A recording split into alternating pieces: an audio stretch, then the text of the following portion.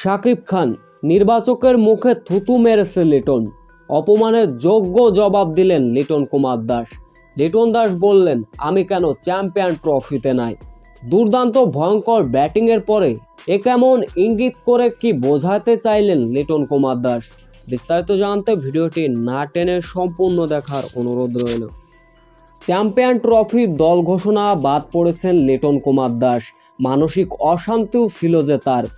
গত ম্যাচে 43 বলে 73 রানের দুর্দান্ত একটা ইনিংস খেললেন। আজকে ভরাক্রান্ত মন তার, তবুও ব্যাটিং করলেন দুর্দান্ত। লিটন যেদিন খেলেন শিল্পীর চিত্রর মতো দেখতে কি দারুণ লাগে।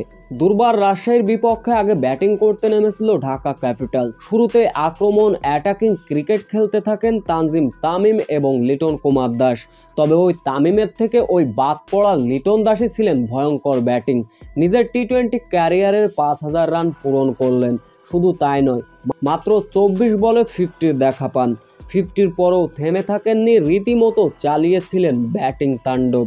তানজিম তামিমও কম যাননি, 35 বলে পেয়েছিলেন 50-র দেখা। লিটন দাস ব্যাটিং তাণ্ডব চালাচ্ছিলেন, ক্রমশ এগোচ্ছিলেন সেঞ্চুরির পথে। তবে লিটন কুমার দাস যতটুকু ব্যাটিং করলেন, অপমানের যোগ্য জবাব এর থেকে আর কি হতে পারে। ঢাকার রান তখন 169, কোনো উইকেট না হারিয়ে লিটন কুমার দাস 4 হাঁকালেন। মাত্র 44 বলে বাংলাদেশের কোনো দ্রুত ক্রিকেটার হিসাবে সেঞ্চুরির রেকর্ডই গড়ে বসলেন। নির্বাচকদের এতে কি মাথার টনক নড়ল না যে কেন ওইবার লিটন কুমার দাসকে রাখলাম না চ্যাম্পিয়ন ট্রফিতে?